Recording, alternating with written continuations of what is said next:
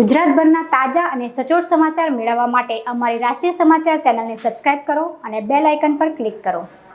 Sachin Palsana Hazira highway Vanz bridge નજીક ટેન્કરમાં ગેરકાયદેસર રીતે કેમિકલથી બનાવાયેલા બાયોડીઝલ જેવું બળતું ઈંધણનું ફ્યુલ લાવીને ઠલવાઈ રહ્યું હોવાની બાતમી બાદ વોચ ગોઠવવામાં આવી હતી।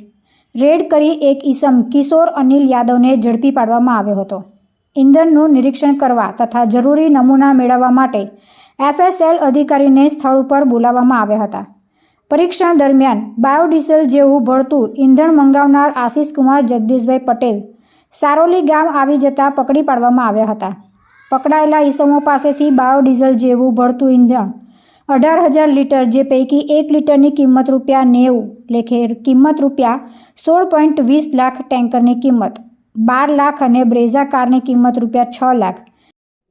સચિન પોલીસ સ્ટેશનમાં તારીખ 15/1/2024ના સાંજના સમય અમને બાતમી હકીકત મળેલી કે પલસાણા સચિન હાઈવે વાંજ બ્રિજ પાસે વિકાસ સ્ટીલની સામેના ભાગે એક ટેન્કર બાયોડીઝલ જેવું પ્રવાહી સાથે પડેલ છે। બાતમી હકીકત મળતા અમારા ડિવિઝનના ACP Shri I division RL Mavani સાહેબનાઓને જાણ કરી અને સ્ટાફના માણસો તથા પંચો સાથે જગ્યા ઉપર રેડ કરતા બાતમીવાળી હકીકતવાળું ટેન્કર અમને મળી આવેલું અને એ ટેન્કર મળી આવતા અમે ત્યાં કાયદેસરની કાર્યવાહી હાથ ધરેલી। ત્યાં ટેન્કર પાસે કિશોર અનિલ યાદવ નામનો ડ્રાઈવર મળી આવેલ અને અમારી કાર્યવાહી ચાલુ હતી। એ દરમિયાન અન્ય બીજો એક આરોપી કે જે ટેન્કર મંગાવેલ હતું બાયોડીઝલનું, એ આશિષ કુમાર જગદીશભાઈ પટેલનાઓ પણ આવી જતા બંનેને સ્થળ ઉપરથી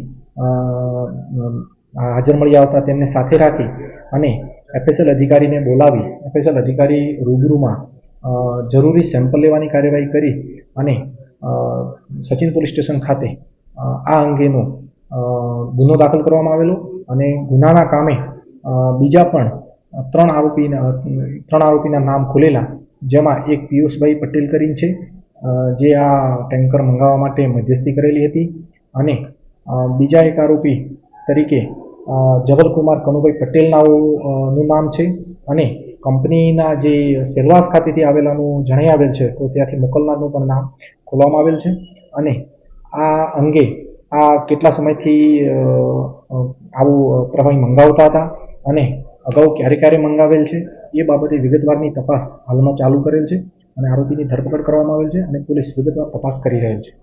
તથા બંને ઈસમો પાસેથી મળી આવેલા અલગ અલગ કંપનીના 2 મોબાઈલ ફોનની કિંમત ₹15,000 મળી કુલે ₹34.35 લાખની મત્તાનો મુદ્દામાલ કબજે કરી આગળની તપાસ હાથ ધરી છે।